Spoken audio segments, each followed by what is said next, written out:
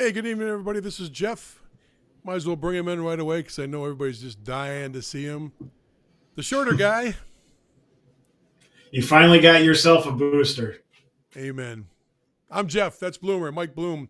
This is Junior Hockey Live. Tonight we got a lot of things to talk about.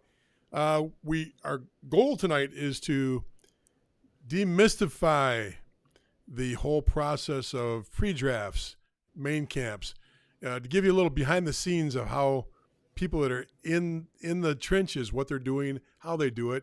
And we're very fortunate because Mike is, in the trenches deeply during this process, much more than I am with the whole process. So we're gonna cover that tonight. We're gonna have a good time discussing that. But we wanted to start off with first a little bit of breaking news from the BCHL, and then discuss that first, and then we'll jump into what our topic is for the night. As always, you can jump on, give us your comments, ask questions. Just do it right on whatever feed you're watching. If you're on Facebook, if you're on Twitter, you should be able to just send a comment, and we'll get it here. Let us know where you're at. Let us know where you're watching from, who you are, what city, state, province, country you're from. It works real easy. You can do it just like there. Hello from New Brunswick, Canada. That's how easy it works. Hello, New Brunswick, Canada. Thanks for coming on. All right, you might be interested in this from New Brunswick because, for you it's like 18 time zones away, but the BHL has some news, and we're going to get into that right now. I'm going to bring it up on the screen. BCHL announces roster rules and important dates. Getting into the article, blah, blah, blah. 25 active roster spots. Minimum of 5 players from BC on the 17 Canadian team. So take away the American team, and then you've got the situation where you have to have 17 Canadians. But here's where it gets interesting.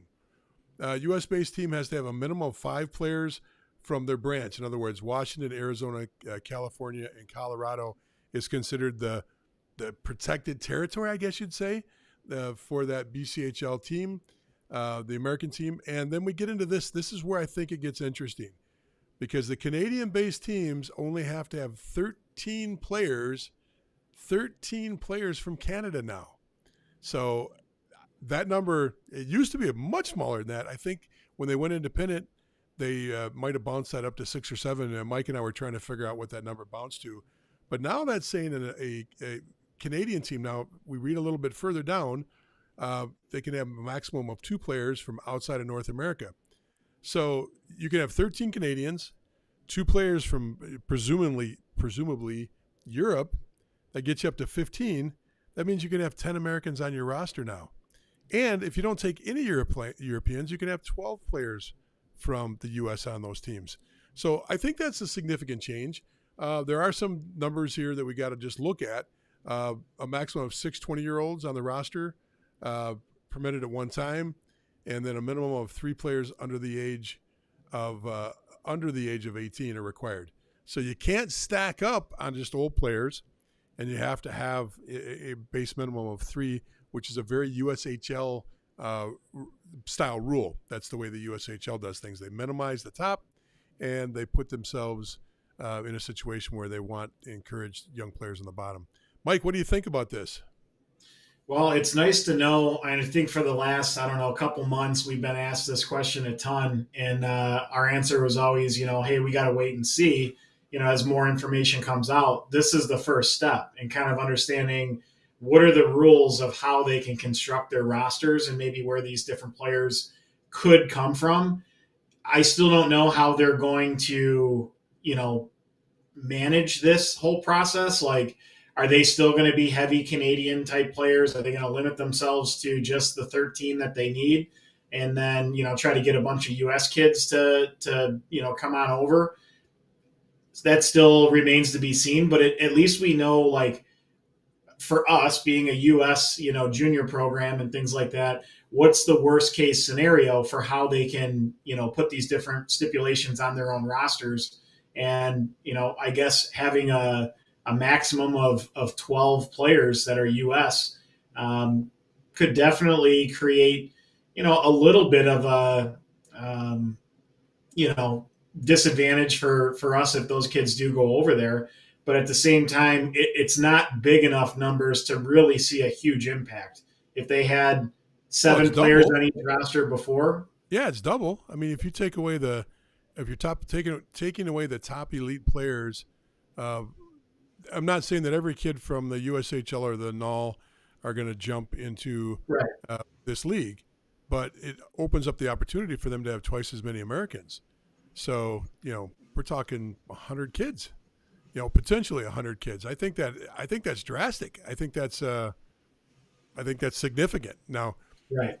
do you look at it and say that's going to happen? No, because I think there's obviously the well is not dry in Canada for good quality players, and Right. I would assume that is still going to be the case where you're going to get great quality players from Canada for the most part. But some of these teams have just tremendous ties to the prep market, and they've got tremendous ties into the leagues and tradition there with the coaches. It's traditional that some of the programs in the prep world, they're players that are good. They get their D1 commits and they go play 1 year in the BCHL. So I don't know. We'll have to wait and see, but be curious to see what some of the comments are from some people that are following us and are involved with this.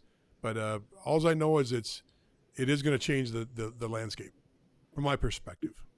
Yeah, I think it will change the landscape a little bit from the NOL perspective and from the NCDC perspective.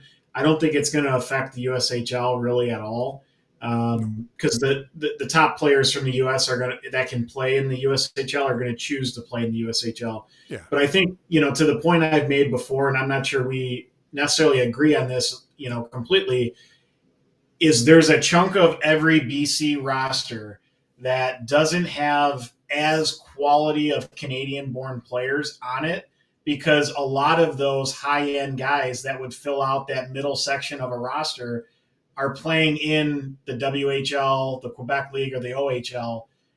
So you're getting some of the top end Canadians that want to go the NCAA, uh, college route in the US, and then there's a gap. So now I think they're trying to fill that gap in with more American players. And by doing that, I think it would help their league be that much better, because there's a lot of inconsistency from the top player on their roster and the very bottom player on their roster. Now, hopefully, from player number 1 to player number 25, there's not as big of gaps in ability within each roster in that league. Can't disagree with that. I don't know if you're looking for an argument. I'll give you plenty of arguments as the night goes on. But let's say hi to a couple people. We've got Pittsburgh, PA on. We've got Manitoba on, and it says, "Are you guys watching the Memorial Cup? Always good hockey." I don't even know what the Memorial Cup is. Is that floor hockey? What is that? Ball hockey? Yeah. No, I don't really follow the Memorial Cup.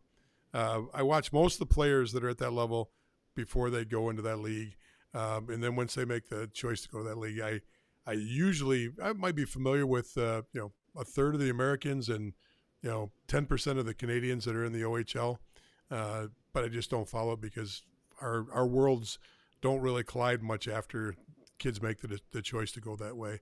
So no, I don't. There's a lot of great hockey out there. I wish they had time, but I don't. So that doesn't need to go up there. And then it says, people are talking between themselves on here. They're not saying we're like the third wheel on this group now. It's an open forum. Yeah, it's an open forum. Just come on and chat. Just don't worry about us. We'll do our little thing here. You guys just talk amongst yourselves there. We're just background fodder. You're just background fodder. As long as I'm taller now, I'll be. See, people are on my side. They at least know my name. All right, that's good. They understand that I don't watch the OHL. All right, so let's get on with our regular conversation we're going to have tonight. The conversation deals with, the whole issue around. I mean, Mike, you were on the discussion groups and the chat groups, our discussion group, and you were watching a lot of the different conversations over the last few days. And I'm taking it that it kind of irked you that some people are so off base on what the purpose of these are and what they're designed to do, how they work. And, once again, we get this term, and I'm just sick of saying it, but this money grab term, I don't think people understand the amount of effort and time. So that's one part of it. But I want to kind of make sure we go behind the scenes of this whole next weekend coming up for you. and how much it entails, not only with community service for your own league, and that starts on Thursday, and the interaction with the league that's, the rink and the league that's hosting this pre-draft camp happens to be the one that you coach in, but how much interaction with a team from Texas that comes up and actually does the pre-draft there, what they do for the league, all the different things, because this is not a, coaches show up for 2 hours on Friday, 2 hours on Saturday, 2 hours on Sunday and go home. There's much more entailed to this. Why don't you start walking through that a little bit?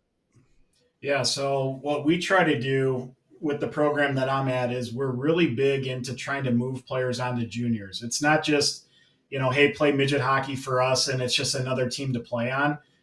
We're basically trying to give you all of the coaching, the off ice, the education, all of those different things to help these parents and players really start understanding what path is going to be the best for them. And based on which one they're deciding to pick, what is a plan to put into place of how to get there. So when we have a camp like our pre-draft camp that's coming to Holland to Hammond, Indiana, which is actually a Chicago suburb, we're going to have our staff from the Brahmas come in a day earlier, and they're going to work with some of our Bantams. When you say, "Whoa, I got me on the wrong side," there we go. So when you say Brahmas, this is the North American Hockey League team that you're affiliated Correct. with. Correct. So they're coming in, and not at your home rink, but they're coming into the Chicago metro area. They're going to come to our actual rink a day ahead of the actual pre-draft camp. And then they're going to, talk to our parents, get on the ice and run different skates with our players at the Bantam level and at the U15 level to give these people just a taste of what the pace is, what some of the teaching points are that they're looking at the junior level. So they have a better idea of, okay, I'm a 15-year-old kid now. I may be able to skate through cones really well. I may be able to stick handle, shoot, all these different things. But this is what these junior teams for. Right. So they're going to be on through those different scenarios for a day ahead of the actual pre-draft. Gotcha. So, the process for you really isn't started just a week ago or 3 months ago or 4 months ago. This has been going on now for months. And when I say that, this is a typical North American Hockey League situation, USHL situation. I'd probably venture to say not much different in the NCDC, where you're going to have a pre-draft camp. You're going to want to have that camp full. There's going to be some obvious invites. There's going to be some not so obvious invites. There's going to be kids that are reaching out, players and families reaching out to the organization to try to get a spot. And, I don't think people understand that right now, you've got the coaching staffs of two teams, the North American Hockey League team and the North American 3 team, the NA3 team.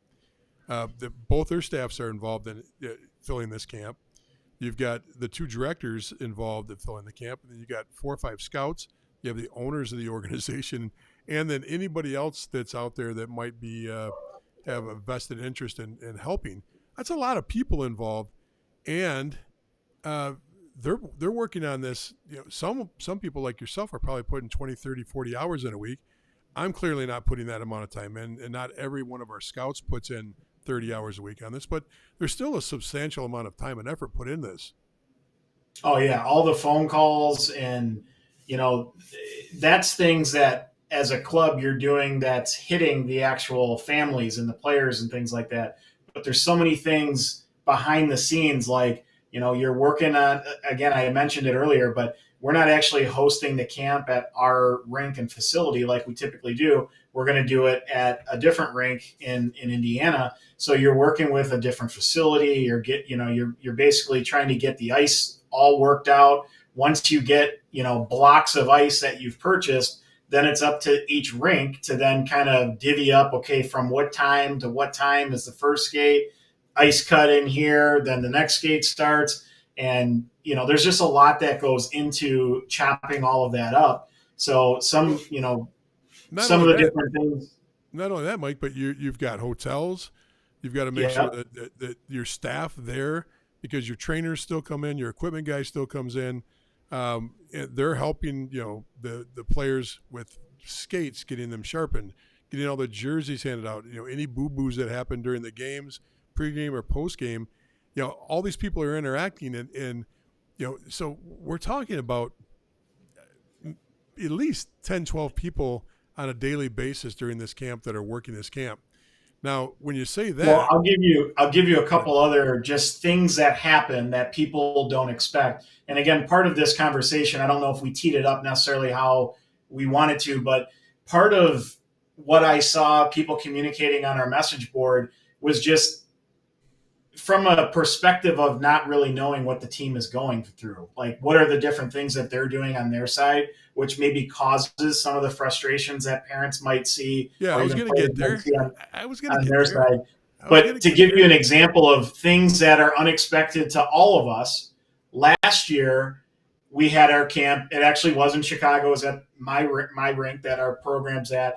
But because we're downtown in the city, the hotels were probably 10 minutes away, 15 minutes away, depending on the traffic, but outside the city. So that way the rates were much lower and whatnot. Right. Well, a lot of kids, when I say a lot, I would say maybe 20 kids Traveled alone.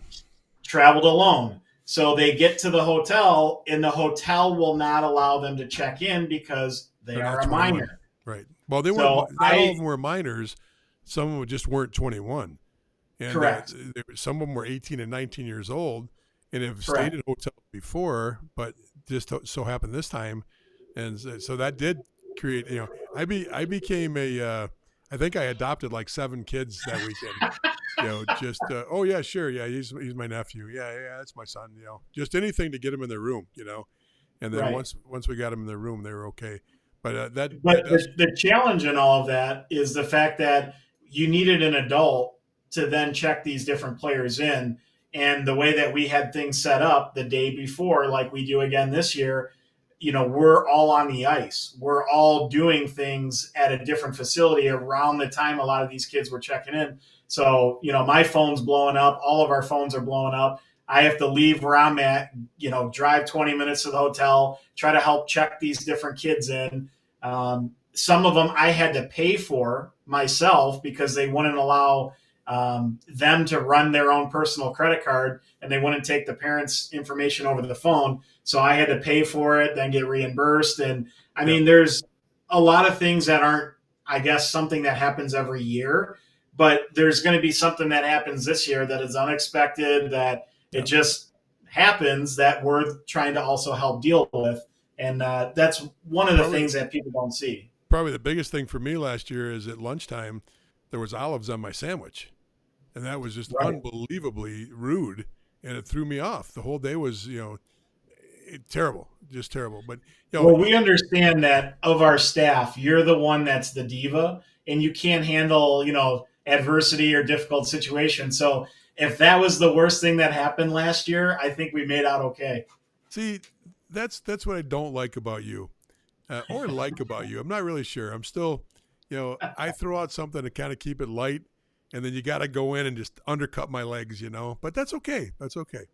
I'm above it, and I'm just going to be staying in the moment here now. But that's a logistical thing you got to worry about. You got to worry about feeding your staff during the day. You got to worry about the evening. I don't think most people understand at pre-draft camp. The evening is when the kids leave the ice rink at 5 o'clock or something. The staff is together for another 5-6 hours, and when I say the staff, the whole group, and they're cutting video. They're talking about players. They're discussing rosters to make sure everything's fair. If something was really unbalanced, do we have to switch a couple players, for the next day? What about this situation? What about that? But almost every single player gets discussed in a group setting the night of the first night, and it stays that way all weekend long as you're trimming down to get to your All-Star games, which is not something you see from the parent side. You think that they're just the door, the key shuts on the rink, and then everybody comes back the next day. That's absolutely not the case whatsoever. Mike, any things you want to put on that? Well, I think, the whole thing is this is a chance where our whole staff is able to get together for a weekend. So not only are we watching the games and the players that are out there for this particular camp, but then you're starting to plan, what is going to happen for next year. You're starting to have discussions on different players, whether they've been on the team for the previous season that, potentially might go to college early, or, maybe they're done with junior hockey and they want to just go to college. It's too much of a grind and they don't see the end of the light. Like, there's movement that's happening throughout this offseason. There's other players we're talking to. There's trades within the league you're talking about. So all of those conversations, it's hard to have while games are going on because you're focused on the actual event. But then when you get to 6, 7, 8 o'clock and that event is over, you're going to basically talk about different players and, like you said, talk about whether there's changes that need to be made, different things we want to see. But then you're going to also continue that conversation later where you're meeting on, all these other things. Because again, we're prepping the roster for next season. Yep. So lots of conversation about that, but there's also conversation about players that are younger players to make sure that we pull them aside and give them the confidence saying, hey, look, you're 17 years old. We really like the way you play. You probably won't make the All-Star game, but that does not mean you're not going to be in the future of this program. No. Because right now it's just a matter of we're trying to fill this season. Now, some of those kids might get into the main camp. There's a good chance that a young player gets into a main camp. But if they don't, there's still those conversations. And the other side of this is once those All-Star games are done, first All-Star game, second All-Star game, people think that's the end of the day too. The lights click off in the rink. I think we were there for 2 or 3 hours, all of us doing individual player interviews or exit interviews after the last game's over. So that's another part that most people don't see is, we talk to every single player, pull out notes on them from the weekend, gather notes from, I'm grabbing some notes from Mike. Mike, what did you see? I'm going to talk to this kid, this kid, and this kid. And we sit around as a table and say, oh, make sure you mention this. Oh, make sure you mention that. And so the scrutiny and the amount of time and effort that gets put into this, it's not taken lightly, okay? It's not something that teams – now, don't get me wrong. You're going to say, that doesn't happen in, whatever name, Bay City, Ohio, in their junior program. I hope there isn't a Bay City, Ohio junior program. I'm just making that up. But the point is there's going to be somebody that doesn't do it this way. But I guarantee you the majority of teams at the higher levels, the Tier 1 and Tier 2 teams, do it this way. They take it seriously. They put a lot of effort into it. So that money grab tag, when you look at the amount of people and the amount of effort that's put into that weekend and the amount of weeks of work that goes into this, that really does bother me. It gets on my nerves knowing that you work so hard and somebody thinks you're just taking money. And, we're all laughing as we count the $1,000, $100 bills. They don't make $1,000 bills, I don't think. So anyway, we're counting all the money and laughing all the way to the bank. That doesn't happen. No, it doesn't. And I think, again, just from perspective, you don't hear me? Is your mic plugged in? Yep. Haven't changed it. Is it good?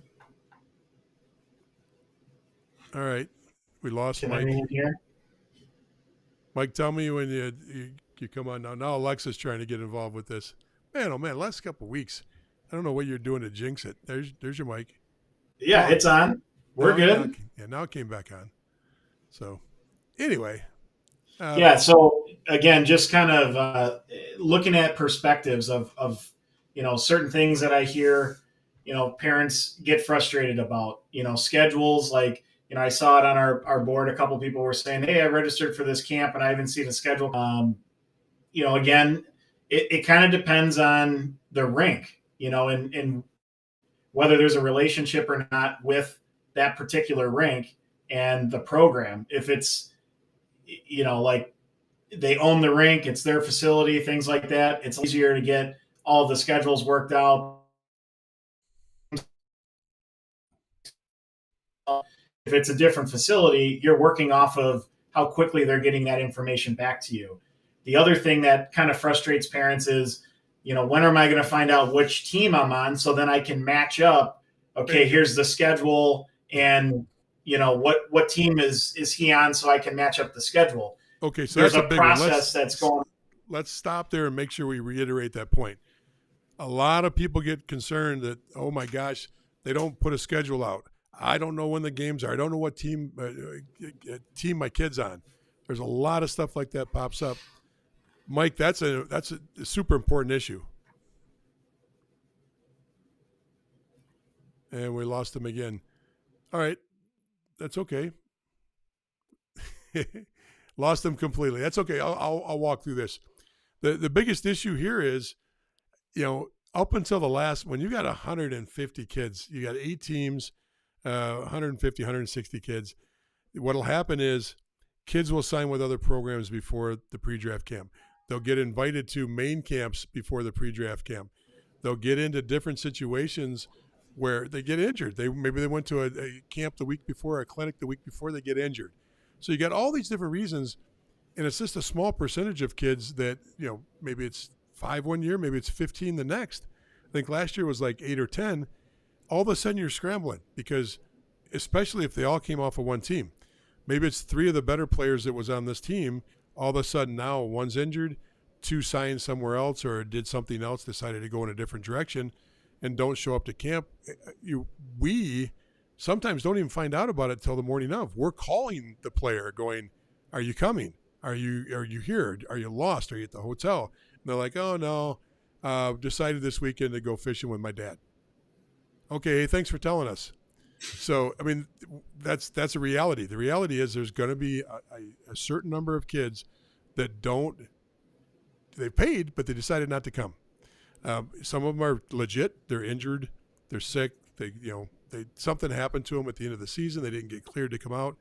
And Mike, I stole all your thunder on this because I know you wanted to talk about this, but you dropped off on me, so I just ran with it. So, anything else you want to add to that, Mike? Well, I would just say that the other part that we wanted to talk about is just understanding your level as a player, because I'll just give you an example. There was probably about, I haven't counted them specifically, but let's just say there were 10 kids that for whatever reason dropped this week within the last 3 days that aren't going to be able to make the camp this weekend. A handful, if not more, got invited to a USHL main camp. That's the same weekend.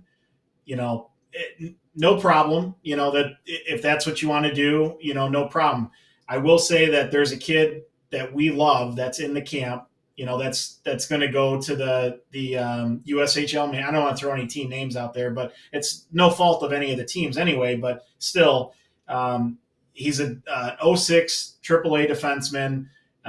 We love him, but he's a kid that if he goes to this camp, he very well could make it because he's that type of player. He's right in that age range that USHL team would be looking at. He played U16 last year.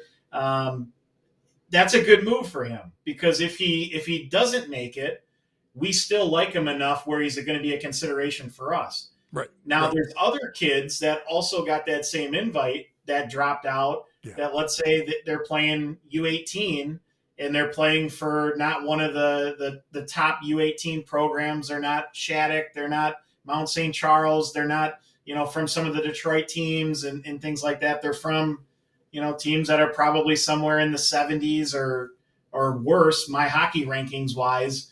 And they're not even the best scorers in their league or on their own team.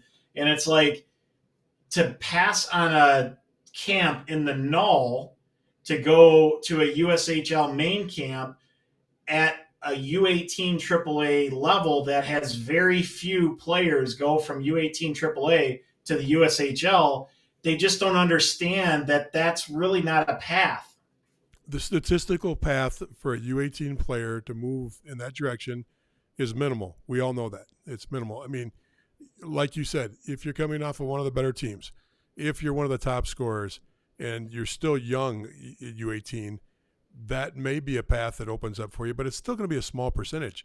Right. We've got plenty of videos out there where we walk through that and we look at how many 16s and how many 18s as a percentage move on, and the number is nominal. It's not a very big number of players that can move on from that. So really, believe me, having family members, having my own kids go through the draft process in the USHL, get drafted, the main camp, you know, it seemed like we were going to 2 main camps a year for 3-4 years in a row. And how do you tell a kid not to go to a USHL main camp? Because their feeling is, I can strike it rich this time. This time they'll see me. They'll know what I'm all about now. And this is my chance. This is my chance. And the parents, many times, they're the ones saying the same things. This is his golden moment. Well, statistically, it's just not there. It's just not there for, once again, they're not looking for diamonds in the rough. They're not looking for kids with potential. They're looking for ready-made players that can step in and perform, that will still grow, but they're at this level here, ready to go. Not here with the potential of getting way up here. They want players that are literally above here. Okay, if this is the 60th ranked team, third best score on the team is here, with the potential of going here, they're looking for the guy that's here that's still going to grow from there. Does that make sense? Well, yeah, and the other part is in their minds they're thinking, hey, maybe I can, forecheck hard and body, like play the body and have kind of a physical role and sneak onto the fourth line. What they fail to realize is that the guy at U18 AAA that had 75 points, 100 points, is not going to have the same hockey sense, IQ, skating ability, all of those things that some of the guys that at U16 were 100-point guys that are already on the USHL roster. So some of the U18 guys that were the top scorers are not going to be top scorers if they can play in the USHL. So they become the bottom of the roster guys because there's obviously the skill guys that, can't play anything but a top line. And they're not going to make the USHL if they're U18 players, if they're not better than the other players they already have. But the guys that are still big and strong and can score and did that at U18, they become the third and the fourth line guys if they're able to make that. Yeah. Not somebody that's a third or fourth line guy at the U18 level now. I hear you, but the advice I'd give to parents on this is, it's it's very difficult because as parents, all of us that are parents, we want to think that our kid can outwork the other kids, that he's a good kid in the locker room. He communicates well. He's a leader. He works so hard.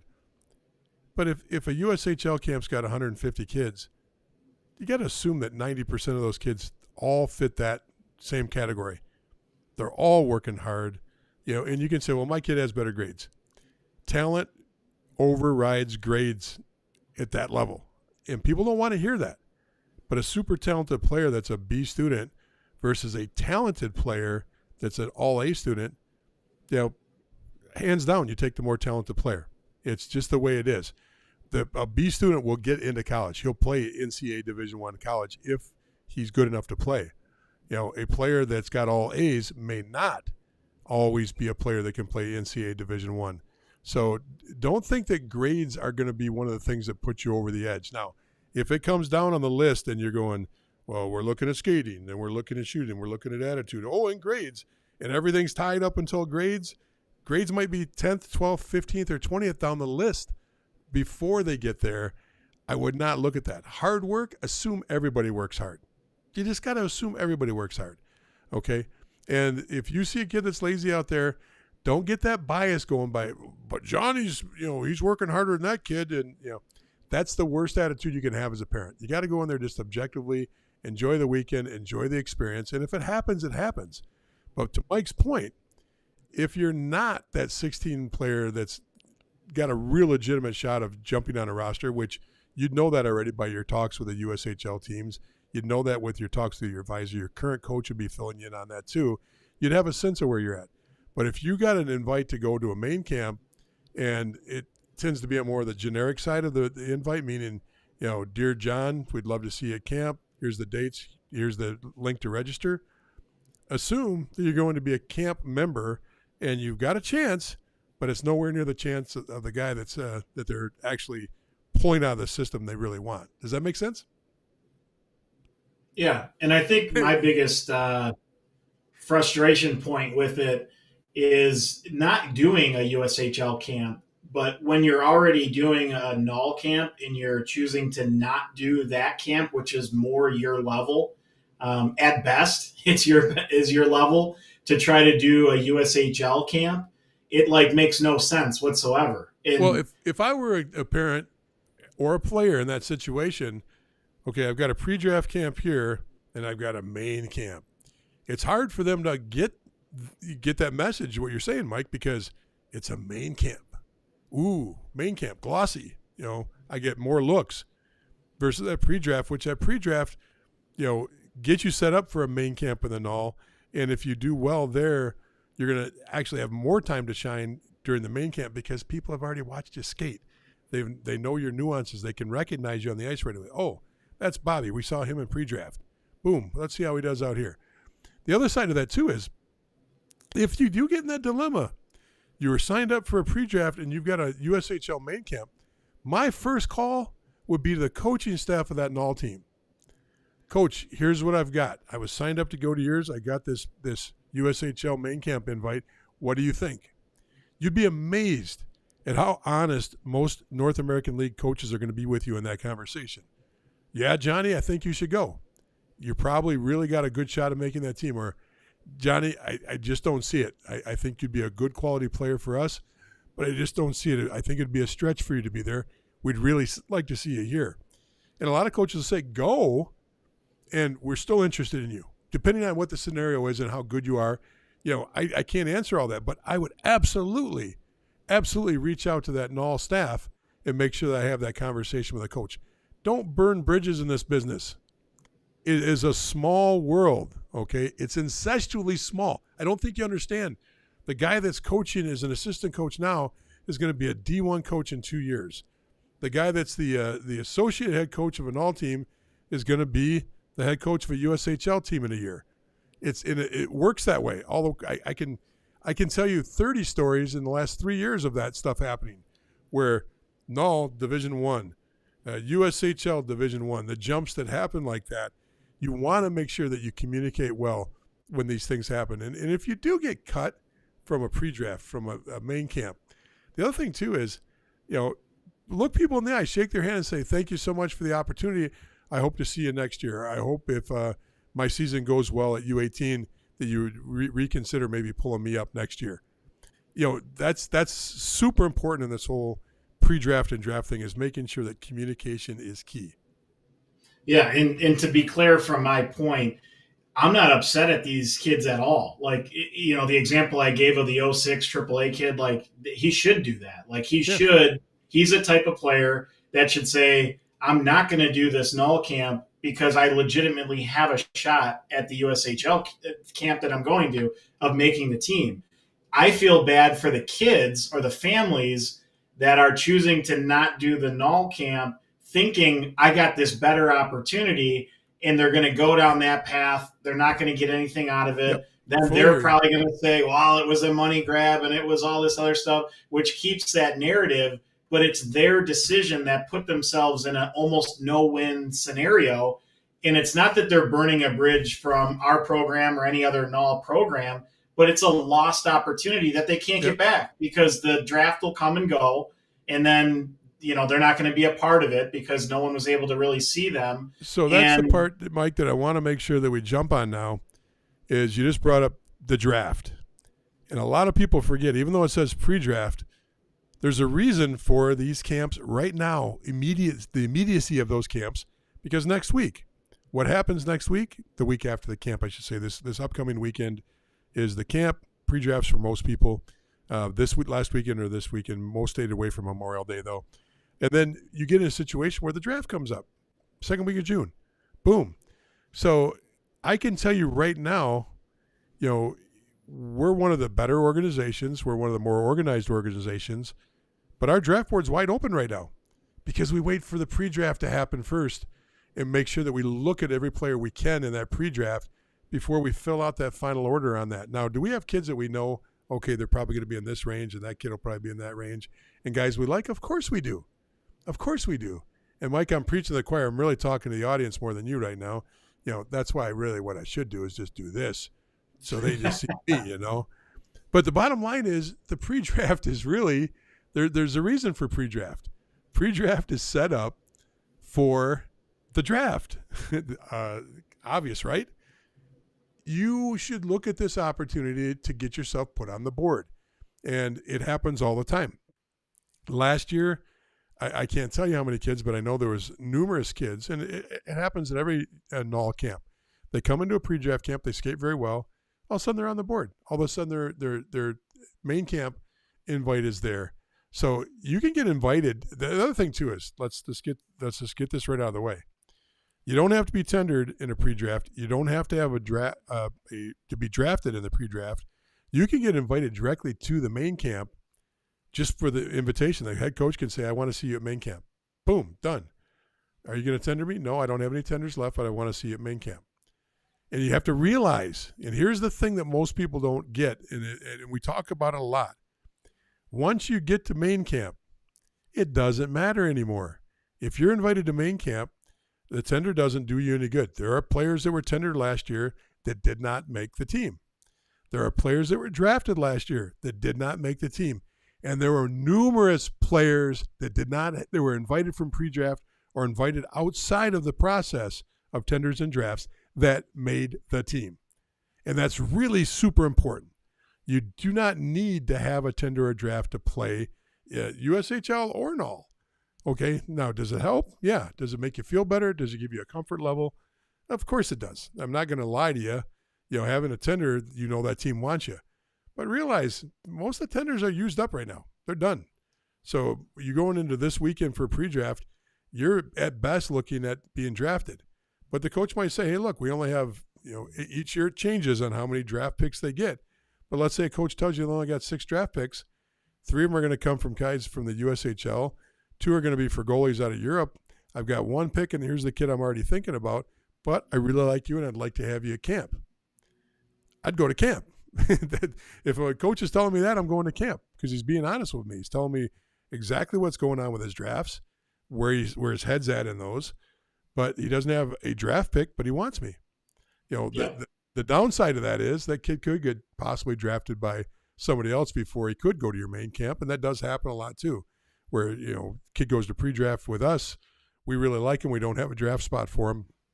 Want him at camp, but he gets picked up with a draft somewhere else. So I know we've killed that a little bit, but I think that's important. Anybody got any questions about any of this? Anybody got any comments on there? Throw them up. I'd love to see your comments. One of the one that I showed a little bit ago on the Hi Guys, great show. It shows up on my system on Facebook as Vincenzo Capello. Vinny, thank you for giving the comment. For whatever reason, it doesn't come over onto the screen. It just shows up as Facebook user. So good to see you. Glad that you're jumping on. And once again, if anybody's got any comments, we'd love to see them. We put the comments up from a little bit earlier. Once you guys got done having your little tea party without us on the chat group there and saying hello and comparing notes on what towns you're from, I'm glad you got back and started listening to us a little bit. Mike, anything else that we can cover that's kind of behind the scenes or a little bit more of either pre-draft or main camp discussion that most parents don't know, or things that you saw on the message board or that the discussion group that we have that was needed to be clarified a little bit? Well, I don't think anything different. I just think it's important I think it just helps when parents kind of understand what these clubs are doing that, may lead to some of their frustrations. Like you talked about the roster, right? If we all of a sudden sent out, like even today, our camp starts on Friday. If we sent out, here's your team, here's the color jersey you're going to have, blah, blah, blah, and all of a sudden we get 2 or 3 kids drop, and it throws off the balance of a team. And then now we got to say, we got to move this kid from orange to black and red to blue and whatever else. Now we got to respond to all these different families and say, hey, the schedule we gave you has got to change. It becomes an absolute nightmare. So in most cases, you don't know what team you're on until you actually check in at the table, because things might change the night before. It might change the morning before. So it just alleviates a lot of issues with having to, circle back to different families and say, you're actually on this team now and not that team. but I understand the parent side where it's like they see the schedule and it shows a color of what team they're on or a team name depending on the program, and they Right. can't plot out like how am I going to work this schedule? I don't know the Yeah. schedule yet. So I Yeah. Now get it from both sides. some camps do try to do that. I've been to USHL camps where they try to have it all scheduled out 2 or 3 weeks in advance. It, I don't know if they're still doing this, but Dubuque used to have a program with advertisers and rosters listed, and it was a glossy. It was amazing, but I don't know many teams that go to that effort or can do that don't have the resources to do that. I mean, that's a massive undertaking, but they also have NHL players with deep pockets that own that team. They can do things that other guys can't do. They also at that camp they also broke down film and sent kids on their app their shifts just like RinkNet does, or not RinkNet. What's our other back end where we do our film cutting? What's that? Instat. Just like just like Instat does. So, but they were doing that 3, 4, 5 years ago. If anybody's been to Dubuque's camp in the last year or two, let me know if they're still doing that stuff. But that's also one of the prime programs. Not to say that the NUL programs can't do that, but the resources are different at the NUL. Everybody knows that. We don't have as deep of pockets. We're not subsidized by the NHL. We're not subsidized by USA Hockey, or very very little. There's only $100,000 goes to the NUL versus with 3 times as many teams or 2.5 as many teams is the $1 million that goes to the USHL, just in subsidy, just in help. That's just the handout, and somebody gives it to you. So different league, different situation. But Mike's point's valid. Mike's point is extremely valid on how you look at this thing, and as far as those rosters and the schedules. Saw some of the groups, some people were like, well, email them and ask them. You can email them, but if today is Wednesday and your camp's starting Friday, I'm not sure with the scramble and the travel that everybody's going to be able to respond to you in that short a period of time, just because tomorrow's going to be a travel day. And in fact, today's a travel day for a lot of people going to their camps to get their whole staffs in and everything. So anyway, Mike, anything else? I don't think so. Nothing really happened in the junior world from a game standpoint outside of the BC just announcing the stuff that you went through. So not a whole lot to cover. Obviously, it's like camp season, draft season now for the NA, for the USHL. It's camp season. NCDC camps are coming up. This is what we're going to be dealing with for the next couple months is mostly camps. So, hopefully everybody goes out there and does their best. I think we've done, I don't remember if it was a Junior Hockey Live podcast or if it was a Junior Hockey Advisor podcast, but we actually went through what, these different players should do when they get to these camps, how they should play, how do they get noticed, what should they do. So I would just, tell the viewers out there to go back and look for those videos, because there's a lot of good information that we shared, because there is a way to play in these camps to get seen and to get noticed, that could help your player. Yeah. Yeah. And I think that's a whole, like you said, there's a whole separate video on that. But yes, you got to go back and grab that information. And if anybody grabs it, please go to the discussion group and just put a note on there, tell people what video it was so they can go grab it too, or even grab the video and share it with people. Don't forget, it really is becoming important for us. We're close to that 1,000 mark on our YouTube page. If you can like and subscribe to our YouTube page, Junior Hockey Advisor, that sure would be a big help. We also have Facebook challenges with Junior Hockey Live. Want to grab that audience and grow it. Just keep doing what you're doing, folks. You've supported us so well. I think that our discussion group now is we're pressing on to 9,000 real quick there. 9,000 between the likes and subscribes on the page, along with the 9,000 there. Last time I checked, 9 and 9, that makes 18. That's 18,000. We're growing. It's great to see it. Love to see it all. Keep it going. If you need to get a hold of Mike, you can. He is on as an administrator and a moderator on the discussion group. You can DM him straight. You can always DM me too. And we'd love to hear from you in the future. Mike, great job. Thanks for putting all this together today. Thanks for all the solo time you did while I tried to fix things in the background. So, yeah, it was a little laggy today on my end. I don't know if it was my internet or if it was, just on my end, but hopefully the viewers didn't see any issues with what was going on. Was it laggy on your end? my end was perfect.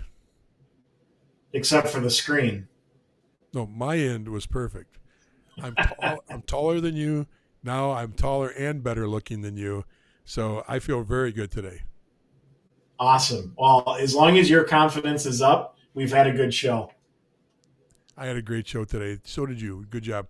Folks, thanks for watching, listening, whatever you're doing.